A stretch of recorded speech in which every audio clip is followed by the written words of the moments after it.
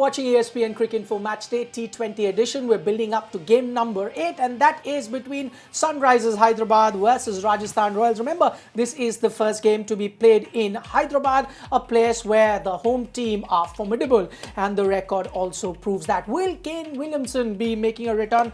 That and plenty more to discuss on the show this evening. With me, Deepdas Gupta and Brad Hodge. And as I can see, Kane Williamson is already out. That's a +1, you'd say, for Hyderabad, even before the game starts? Absolutely, straight away. I mean, somebody who was the orange cap holder from last year, available, and also I think he's one of the better captains, or one of the best captains in international cricket right now. We don't know who is he replacing. Who would you go with? No, look, Williamson comes in, who goes out? I mean, you think it's going to be like for like, and Johnny Bairstow goes out, but then that gives the Riddhiman Saha will have to then find a place. So, look, maybe they'll find a place for Bairstow in the middle there somewhere. I'm not quite sure, but it's one of those questions that not sure until you actually see the makeup. Okay, he's got an update. What I see here is Williamson is in for Shakib. Is in for Shakib, and Nadeem is playing for Deepak Hooda. So they have got a left-arm spinner in Nadeem, okay. but they've dropped a batsman then. Yeah, so there'll be 1, 2, 3, not bad. They've dropped a batsman then. You think that's fine? Because, I mean, Nadeem coming in for Deepak Hooda, they expect the top 3, which usually do the job for them. Exactly, and the fact that Nadeem can bat. He's not a muppet with the bat. I mean, he can bat all right. And I mean, then you back your top 5 to do the bulk of the job then. Maybe it was tough after that performance that Bairstow gave in the first match. I think 39 odd is what he got. May have been tough for them to drop him after that. Yeah, I mean, it'll be different. Eden Gardens, the flat wicket, isn't it, at the moment? So it'll be interesting to see how Johnny goes on this slower type wicket. But I mean, they would have been impressed with his performance, especially coming to the IPL. It's such a tough thing, probably knowing that Kane Williamson's going to come back into the side as soon as he's fit. So, yeah, it was an impressive performance. So I'm just not sure how it'll work with... I would have thought Shakib's a walk-up starter on this particular wicket. The pitch looks like it's a fraction dry, not a lot of grass. So he's a real versatile cricketer, Shakib. Left-hander in the middle as well. So...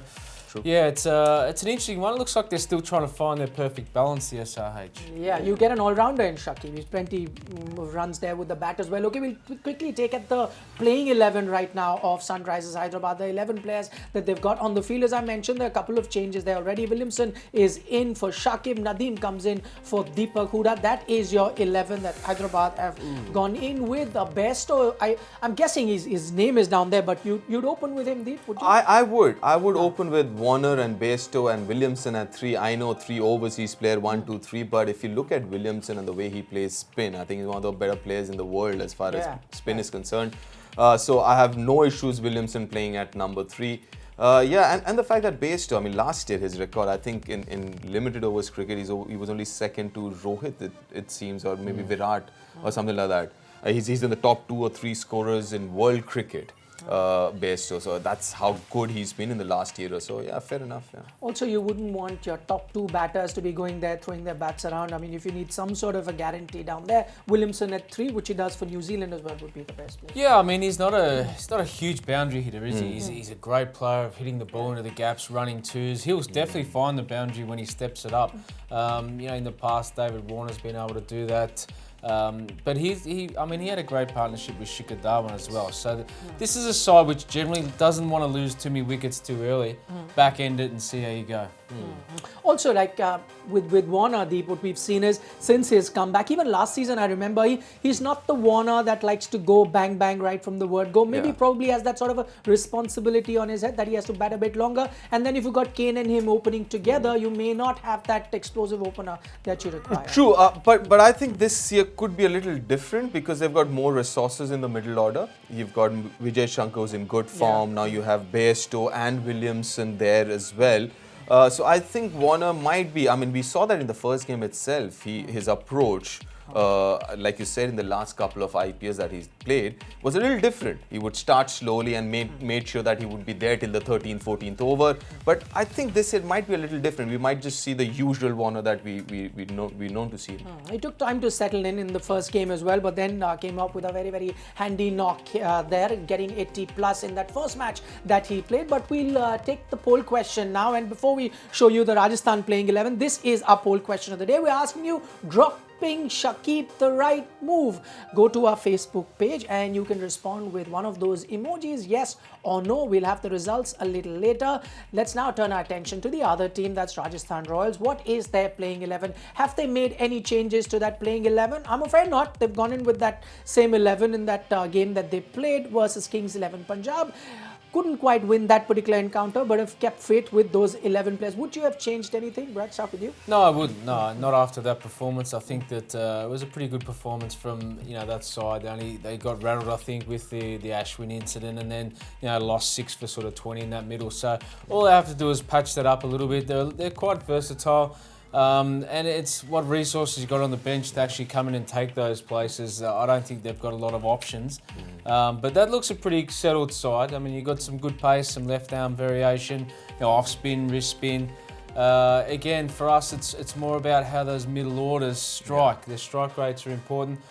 Ben Stokes has to fire, but he's going to face an upbeat Rashid Khan, so that's tough. How they're going to negate that is going to be an issue. And the fact that they won the toss and batting first, so that's another kind of a thing. But yeah, looking at that side where they're a little top heavy, and I mean if you look at them chasing, they haven't really chased that well because they don't have enough power hitters or finishers at number 5 or 6, 7. 5 you've got Stokes, but 6, 7 onwards they don't have that kind of firepower. So the batting first makes sense, and secondly, as a team, as Haji mentioned, the bench strength is not that strong. Right? So that's one thing that they have to be very, very careful, and it's imperative for them to win most of the first 8-9 games that they play, because chances are they'll the top 4-5 overseas that they have, they'll leave halfway through the tournament. So Rajasthan are batting first, having won the toss. We had a brief look at that pitch with a bit of grass there. Would you reckon that grass is a bit of a red herring? I mean, or is it really going to help? It'll provide something with the new ball a little bit. It should skid on, but once that shine goes off a new ball, I think you'll find it'll go low and slow, should turn. I think that's Which is why they're batting first too. Yeah, definitely, and that's probably a good indication of why they've brought the Nadeem in there as well. I mean, he attacks the stumps, if he spins a little, he's a handy character. But for me, Rajasthan, I would have thought most sides in the IPL have been chasing, apart from Delhi in that one time where they won the toss and elected to bat. This looks like a batting choice only because on the surface of what they see from what I can read into it. Right, so Hyderabad's done the right thing. I mean, looking at the pitch as it stands at the moment, bringing in Nadeem, as he's saying, could, I mean, let me throw the cat amongst the pitch, and could Rajasthan have gone with someone like a Ish Sodhi? Yeah, but then maybe SRH would have to be dropped. Yeah, exactly. I mean, there are 4 overseas. The only thing, only overseas player you can think as of now would be maybe Steve Smith. Apart from that, Butler, Stokes, and Jofra Archer are your first 11, first picks. I mean, so not horses for courses. No, not really. No. I mean, that's the challenge that Rajasthan Royal has this year. If you look at that bench, and there aren't too many options that you have, to be honest.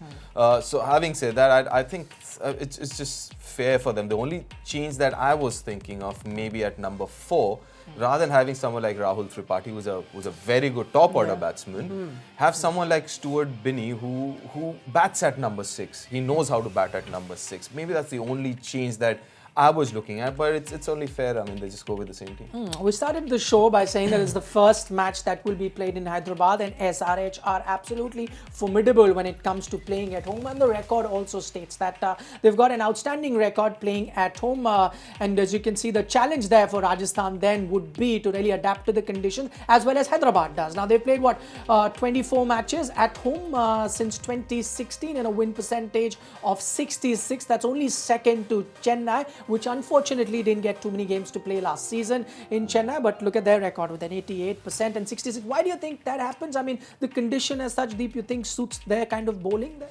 Yes, and they've been very smart in terms of picking the team as well in the auction based on the home games that they would play. I mean, also it helps when you're going to play all your home games. They've never had that issue where they have to move out of their home. So having said that, I mean, they've been smart in picking their squad for a surface like that, and they've stuck to it. And again, looking at Sunrise, they haven't really changed their squad too much ever since they've come into formation. Right. It's almost been the same team. It's been the same support staff. The whole philosophy has been very consistent over the years. That helps, I guess. Yeah, I think that there's two other points as well. Yeah. Rashid Khan. I mean, the bowling Yeah, unit. sure. Rashid Khan rarely goes for ever more Yeah. than 6.5 runs and over. Yeah. So you got to take that into calculation. We've got the Bhuvaneshwar bowlers. Kumar as Yeah. well. Yeah. So, if you do your numbers on that, the economy is 7, 7 and 6. Yeah. You're going to have to score at 12 and over for the other two bowlers, and that's a tough thing. I mean, that's fantastic figures. So, going on that, you've got about 80 runs off 12 overs. So, you got some work cut out for you as a batting unit. And then you get someone like Nadeem. It will only get tougher to score runs then on this. Yeah, if the pitch starts moving, it starts turning, Yeah. then obviously it's going to be, he's going to be quite a handful because he's not a slow bowler in the air. He bowls quick, and if it starts turning with that kind of pace, obviously it's going to be difficult here.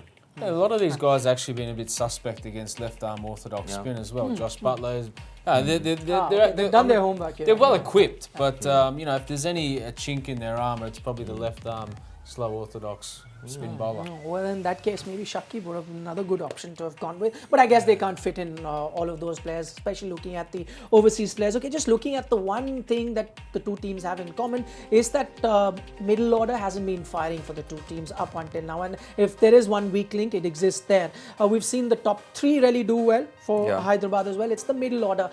How do you think they can really work on that? See, for Hyderabad, this year is different. I think they had a great trading that they did. Vijay Shankar. Vijay Shankar comes in, Abhishek and Nadeem comes in. I mean, today you have 2 out of those 3 playing in the playing 11. I think, and they solidify the middle order. And especially Vijay Shankar. And you have, if you look at the middle order now, you've got Vijay Shankar, you've got Manish Pandey, and then you have the option of Yusuf and Huda. This time it's Yusuf. So that looks like quite a decent middle order there. But again, going to the Rajasthan Royals, it looks good, but they're very similar kind of players. They got Smith, Rahane, Sanju Samson, Tripathi out of the top 6. 4 of them are very similar. So, I mean, all 4 of them are not big boundary hitters. So between the two very good-looking top orders, which one's got the better one? The better top 3?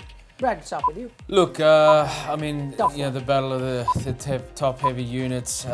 Look, I'd have to say that with David Warner in fantastic form coming back in, I think that's going to be a tough ask for the Royals to contain. Williamson's been unbelievable last year, and Johnny Bairstow looks in good touch. But for me, Josh Butler, I mean, what a key there. You can't take him out of any equation. He's probably worth a couple of players at the moment in any side. So there's some serious talent on show. For me, it's more about the conditions and how those players adapt to those conditions. But you've gone with Hyderabad as the better top order, huh? Yeah, I'm just slightly because of just because of conditions. Because Rahane and Sanju or Steve Smith, whoever comes in at 3, probably not used to these conditions where the ball doesn't come onto the bat quite much. So it's only because of home ground advantage that I would say Hyderabad, just the margin.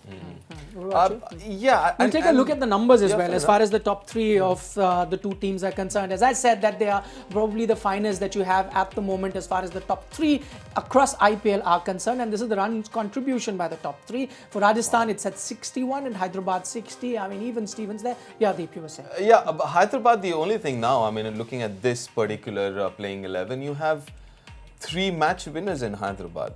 When you look at Rajasthan top 3, I mean, obviously Josh Butler is. Yeah. But someone like Ajinkya is a very good supporting act, but can't win games on his own. But Bairstow, I mean, I know this is only his 2nd game in IPL, but looking at his past record, is a match winner. You've got Warner, who's a match winner, proven match winner. Williamson, a proven match winner.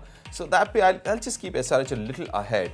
I mean, by having said that, Rajasthan Royal, they have to be tactically very, very correct on the surface. Are you only saying that because you didn't get Rahane right today when we had the quiz? I You only want to get 100 on top. I The know. man's got 100 and you're saying not a top order or match winner. But of course, he's changed his role over the years. We've seen how he's adapted. It's been like, probably the responsibility that he has at the moment has to be a bit careful about how he bats. You know what, I just have a feeling this year, because now that Steve Smith is available, I think his role might have changed a bit. I won't be surprised to see him that see him go a little harder in the first 6 as compared to the other years. I think they need to be, like I said, tactically very, very top of their game in terms of what is the role for every player and the clarity, in terms of what is expected of them. Okay, we'll take a look at the poll result. We'd asked you about the selection at the moment. Did you agree with a couple of selections that were done? And in specific about Shakib, looking at the way this pitch is, the answer is 76% are not happy with Shakib being dropped, and 24% they feel at the moment that it was fine. So 76%. You've done well to work that poll. Yeah, exactly. Yeah. I'll tell you what, I studied the emojis. Right, One had that okay. angry face, the other had the heart. Yeah. Yeah, so who's happy? Which side's happy that he's been dropped or not? No, it's not the sides actually. It was effectively looking at people, are they happy or not? Yeah. 76% are not happy that he's been dropped. They would have rather seen Shakib play. Yeah, well, I think that's the way it should roll. I mean, he's been at this. He knows the ground well. He's good left arm orthodox, along with some power hitting, and he's pretty good in the field. So, I mean, he's a good all-round package, and he's been a great all-rounder for SRH. So it would have been a tough call, I think, for management to leave him out. But I think it's more or less as well the conundrum of having a good left arm spinner in Nadeem.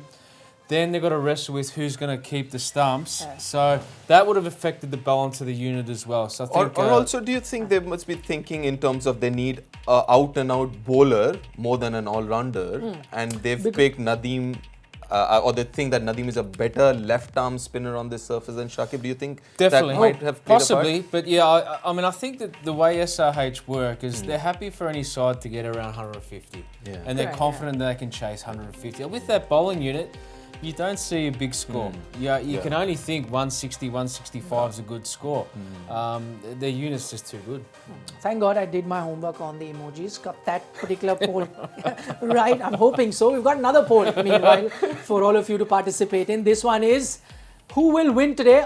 Easy. You got to pick Hyderabad or Rajasthan. This should be easy. So if you're excited, you pick Hyderabad. If you're not a bit confused, then you go with Rajasthan. I'm not saying that. That's what the emojis say at the moment. We're looking back at the middle order. And another one interesting thing in this match to notice, we've got Warner and Smith playing this match for the first time after their international bans are over. Brad, did it make a bit of a change into the confidence that they go into the field?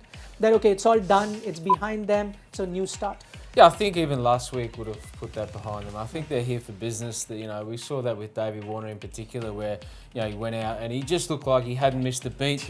He was up for the contest, and he scored a fantastic 80. Steve Smith as well. He's looked a little bit nervous, I think, for his first couple of balls, but parked a few out of the fence. These boys they're professional cricket players. They're ready for a big game. Okay, we're talking about the two middle orders. As I said, top three as far as both Rajasthan and Hyderabad are concerned are absolutely fantastic. But how does the Hyderabad batting comparison as far as top three and the middle order is concerned? You take a look at that. You've got a run rate of 7.4 versus 8.6, and then balls per boundary, of course, increases for the low order because you're, of course, throwing your bat there. With Rajasthan, we're taking a look at the run rate, that is 8.5 to 8.1, and the balls per boundary is a bit more for the middle order as compared to the top order. So one thing stands out for both teams at the moment, that it's the depth which is a concern. I mean, in those slog overs, when you really need someone like a Russell to come through, and I only mentioned Russell because of what he did to Hyderabad last time around, they're missing that.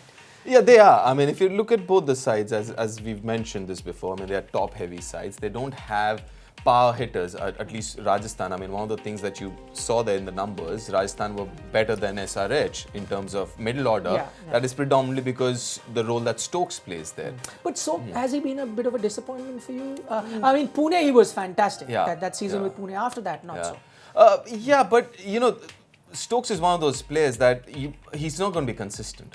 Okay, because he's a match winner. He's the X factor there. So if he comes good 1 in 4 and he wins, I mean, the chances are that one game he's going to win you that game. I'm all right with it. End of the day, if Stokes wins you 2 games on his own, finishes games, you're happy. You need to win 7, 8 games to qualify. And Stokes alone, if he wins you 2 games, you're like, worth the money that you've spent on him. Okay. We'll take a comparative look at how the two teams do as far as the slog overs are concerned. And this is all IPL teams up until now between 16 to 20th over. And right at the bottom, Rajasthan versus Hyderabad, the two teams that would be playing today. Let's talk about another one that Hyderabad have got in Huda. Brad, I'll get you on that. I mean, they've persisted with him, stuck with him. We've seen a few innings here and there, but that consistency has been missing from someone like Huda, which is why probably he's not even in the team today. Yeah, he's got some talent, of course, but bottom line is you have to deliver, don't you? So that's probably why he finds himself out, and Yusuf still gets an opportunity. They're probably both similar in terms of their output and what you get. Look, I think he's a great player and he's got a lot of potential, but for me, also, looking at those numbers, they may be just like that because the Hyderabad wicket does slow down and boundaries are difficult to get later on in the later on in the innings, and that's probably maybe why you have to back end, your top end. But they need something out of that bottom unit. They certainly do, both sides actually, because that's essentially what cost them against the Kings 11 Rajasthan. So something they need to rectify. Tripathi down the list is a top order player. It's very difficult to move from top to bottom. They need to work on that. The other thing, it's a bit bigger, the ground, compared to some other grounds. Massive. Tougher then when the ball's a bit old, not as new when you start in the beginning to hit those boundaries there. Yeah, but again, I mean, talking about Hyderabad, it is. The side boundaries are big. But having said that, that also kind of helps the kind of cricket that most of the Rajasthan Royal batsmen play. They're good runners between the wicket. They're very good in picking up gaps and everything else. That does help, and they're used to playing at home, which is Savai Mansingh, which is one of the biggest that, at least in India, that you get to see. So they're kind of used to big grounds and how to play or rather bat accordingly. But having said that, I mean, they got to make sure, both the teams make sure that they're one of the top three. They bat deep, or maybe top four. They bat deep into the 15th, 16th, or maybe even the end. We turn our attention to point number 5. That's the dependency on Jos Butler. Before I ask you that, where would Jos Butler be looking today? At the batsman or at the bowler? While he's in the non-striker. Well, let's be clear. Let's hope he's learnt his lesson. I mean, is morally, I think it was quite wrong.